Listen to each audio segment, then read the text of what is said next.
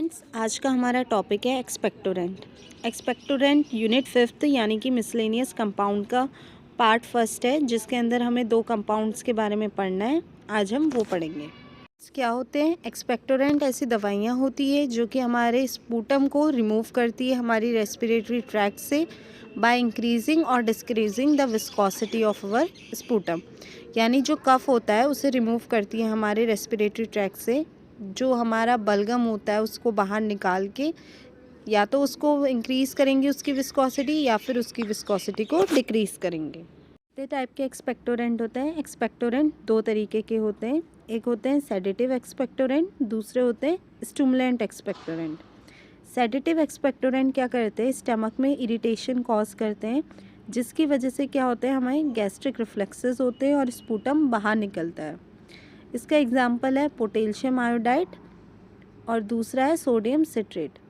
Stimulant expectorant क्या होते हैं? ये ऐसे एक्सपेक्टोरेंट होते हैं जो कि हमारे सिक्रेटरी सेल्स जो होते हैं रेस्पिरेटरी ट्रैक्ट के, उनको क्या करते हैं? स्टिमुलेट करते हैं डायरेक्टली या इनडायरेक्टली, जिसकी वजह से विस्कोसिटी जो होती है हमारे स्पूटम की वो डाइल्यूट हो जाती है और स्पूटम हमारे रेस्पिरेटरी ट्रैक्ट से बाहर निकल जाता है।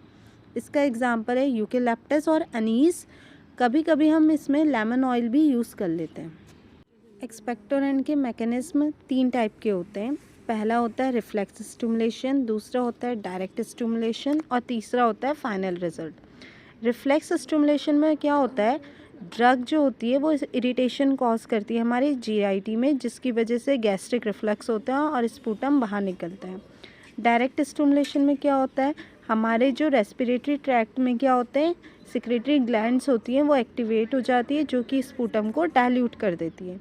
फाइनल रिजल्ट क्या होता है, हमारा जो स्पूटम है वो रेस्पिरेटरी ट्रैक्ट से बाहर निकल आता है, जिसकी वजह से हमें आराम मिलता है।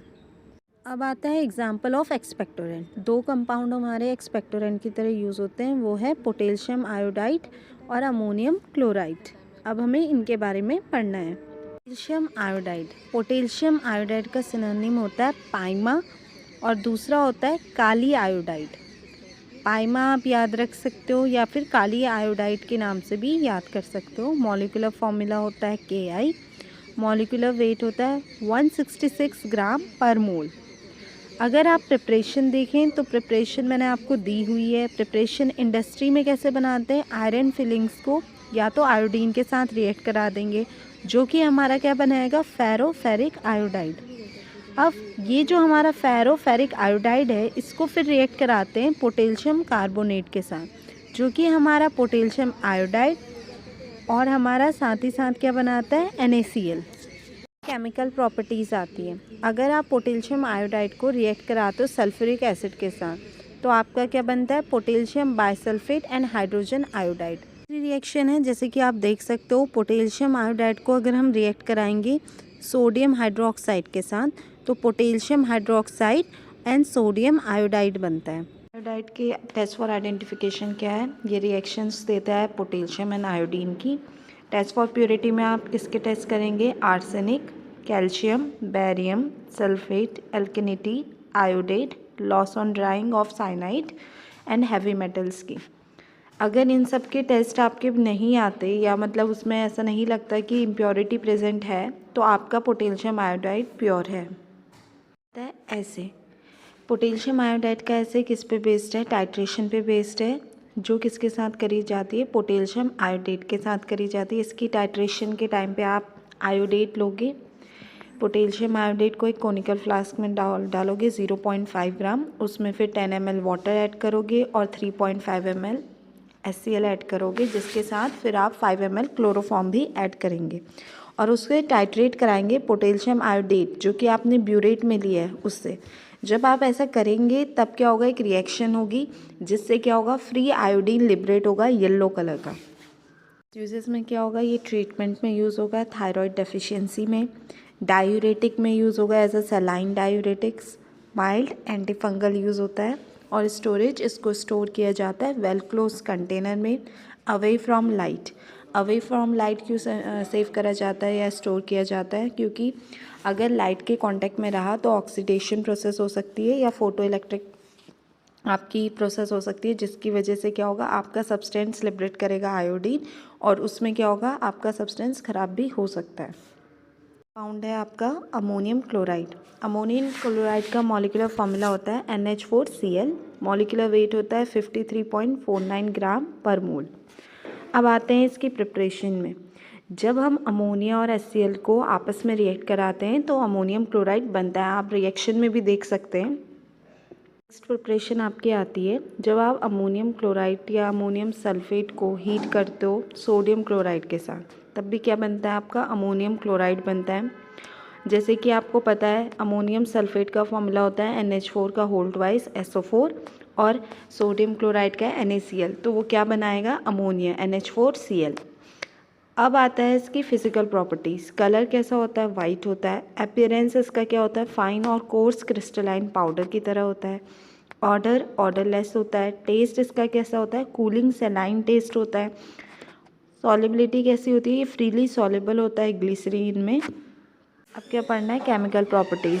केमिकल प्रॉपर्टीज़ में क्या होता है, जब अमोनियम क्लोराइड का आप हाइड्रोलिसिस कराते हो, हाइड्रोलिसिस का मतलब अमोनियम क्लोराइड को आप पानी के साथ ट्रीट करते हो या रिएक्ट करते हो, तब आपका अमोनियम हाइड्रोक्साइड बनता है और क्लोराइड आयन लिबरेट होता है एंड हाइड्रोक्साइड आयन्स भी लिबरेट होते हैं। टेस्ट फॉर आइडेंटिफिकेशन क्या है, टेस्ट फॉर आइडेंटिफिकेशन में it gives the reaction of ammonium salt and chloride. Test for purity में क्या होता है, आप किस किस के टेस्ट करते हो, arsenic, heavy metal, iron, loss on drying and sulphated ash के आप लिमिट टेस्ट, प्योरिटी टेस्ट करते हो, यानी कि लिमिट टेस्ट करते हो। पढ़ना है ऐसे। इसका ऐसे किस पे बेस्ड है, प्रेसिपिटेशन टाइट्रेशन पे बेस्ड होता है, जो कि किसके हेल्प के थ्रू होता है, वोल्हार्ड मेथड की हेल्प के थ्रू होता है। इसमें आप क्या करते हो, 0.2 ग्राम अमोनियम क्लोराइड लेते हो, उसे 40 ml वाटर में डिज़ोल्व करते हो और 3 ml नाइट्रिक एसिड डालते हो।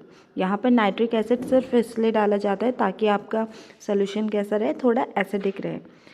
फिर इसको क्या करते हो, 50 ml of 0.1 normal silver nitrate and 5 ml of nitrobenzene से क्या करते हो, टाइट्रेट करते हो।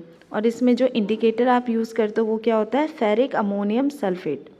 जैसे ये रिएक्शन देता है तो आपका क्या बनता है, ammonium nitrate and silver chloride. इसमें एक चीज़ और याद रखना बच्चों, जो इक्विवेलेंट फैक्टर होता है वो क्या होता है, each ml of 0.1 normal silver nitrate is equivalent to 0.00534 gram of sodium chloride. आती है इसकी डोज अगर हमें बात करें, इसको एक्सपेक्टोरेंट की तरह अगर देंगे तो 0.3 से 0.5 ग्राम देंगे, और अगर सिस्टमेटिक एंटासिड की तरह देंगे तो 2 ग्राम 4 टाइम्स अ डे देंगे इसको।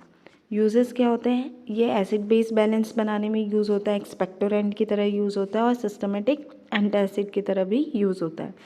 स्टोरेज क्या है, स्टोर करना पड़ता है हाईली क्लोज्ड कंटेनर में इसको। Okay student, now I should take a leave. Thank you.